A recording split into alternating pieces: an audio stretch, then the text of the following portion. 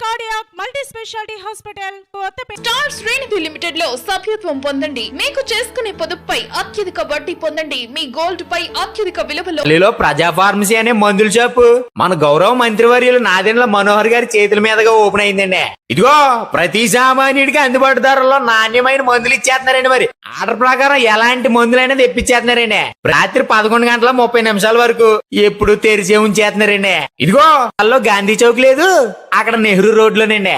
ఇదిగో మర్చిపోండి, చాలా తక్కువ రేట్లకే నాణ్యమైన మందులు ఇచ్చేస్తున్నారు. ఉంటానండి మరి. తెనాలి నందులపేటలోని విఘ్నేశ్వర స్వామి ఆలయానికి దాతలు విరాళంగా ఇచ్చిన గృహాన్ని ఇచ్చేదే లేదని ఆ గృహంలో నివసిస్తున్న వారు భీష్మించుకొని కూర్చున్నారు. అయితే దేవాదాయ శాఖ అధికారులు ఆ గృహాన్ని స్వాధీనం చేసుకునేందుకు కోర్టు ఆదేశాలతో రావడంతో అటు అధికారులకు ఇటు గృహంలో నివసిస్తున్న వారికి మధ్య ఘర్షణ నెలకొంది. దేవాదాయ శాఖకు సంబంధించిన అధికారులు కోర్టు ఆర్డర్తో పాటుగా జేసీబీ కూలీలను తెప్పించి ఆ బిల్డింగ్ను పడగొట్టేందుకు సిద్ధం కావడంతో ఆ గృహంలో నివసిస్తున్న వారు ఇంటి లోపలికి వెళ్ళి తాళాలు వేసుకున్నారు. దేవాదాయ అధికారులను లోపలకు రానియకుండా ఆందోళన చేయడంతో పోలీసులకు సమాచారం ఇచ్చారు దేవాదాయ శాఖ అధికారులు, ట్రస్టీలు. పోలీసులు హుటాహుటిన ఆ ప్రాంతానికి చేరుకొని కేవలం దేవాదాయ శాఖ అధికారులను, ఆ ఇంట్లో ఉంటున్న వారిని మాత్రమే ఉంచి మిగతా ట్రస్టీలను అక్కడి నుంచి చెదరగొట్టారు పోలీసులు. సంబంధిత అధికారులు 2 వారాలు గడువు ఇస్తారని, ఆ లోపుగా మీరు ఆ ఇంటి నుండి వెళ్ళిపోవాలని చెప్పగా అందుకు వారు ఒప్పుకొని వ్రాతపూర్వకంగా ఇవ్వడంతో ఆ పత్రాలను తీసుకొని దేవాదాయ శాఖ అధికారులు అక్కడి నుండి వెళ్ళిపోయారు. వివరాల్లోకి వెళితే విఘ్నేశ్వర స్వామి దేవాలయానికి సమీపంలో నివసిస్తున్న రంగనాయకులమ్మ అనే వృద్ధురాలు మగ సంతానం లేకపోవడంతో ఆమె ఆస్తిని ఆమె తదనంతరం విఘ్నేశ్వర స్వామి ఆలయానికి విరాళంగా ఇచ్చారు.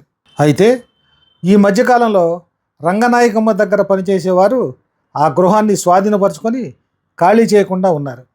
ఈ విషయంపై 2017 సంవత్సరంలో కోర్టుకు వెళ్లిన దేవాదాయ శాఖ అధికారులకు అనుకూలంగా కోర్టు తీర్పు ఇవ్వడంతో ఈరోజు ఆ గృహాన్ని స్వాధీనపరుచుకునేందుకు దేవాదాయ శాఖ అధికారులు రావడంతో ఈ తతంగం అంతా జరిగింది.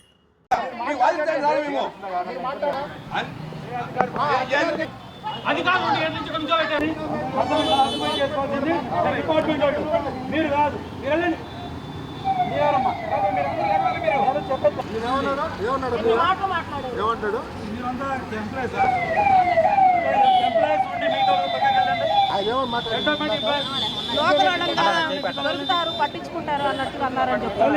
ఎండోమెంట్ వాళ్ళు ఉండండి, మిగతా వాళ్ళు పక్కకి వెళ్ళండి.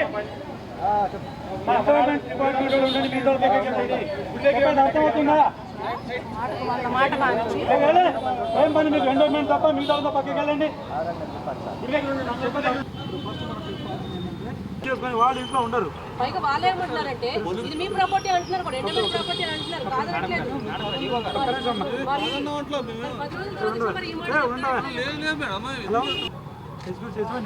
ఏంటంటే ఇక్కడ మేము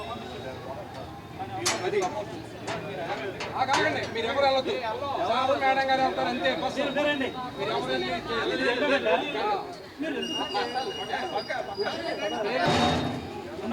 ఎవరు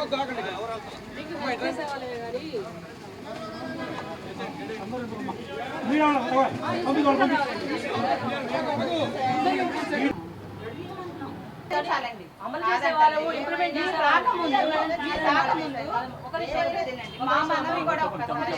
ఇది ఎండోమెంట్ ప్రాపర్టీ ఒప్పుకున్నారు కదా. ఒప్పుకున్నారంటే ఈ రోజు కాకపోతే రేపైనా ఎవిక్షన్ చేస్తారు. అవును, అది ఇన్ఫర్మేషన్ ఇచ్చేస్తారమ్మా. ఈ రోజు ఇచ్చి నేను ఇన్ఫర్మేషన్ ఇచ్చాను. ఇప్పుడు దీని ఇన్ఫర్మేషన్ భావించండి. చెప్పేది ఒక మాట 100 మంది దాకా రోడ్డు మీద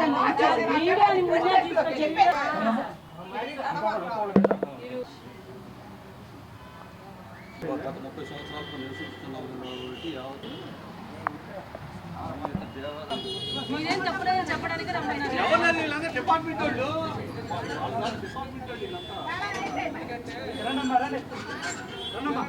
ఏం కాదు.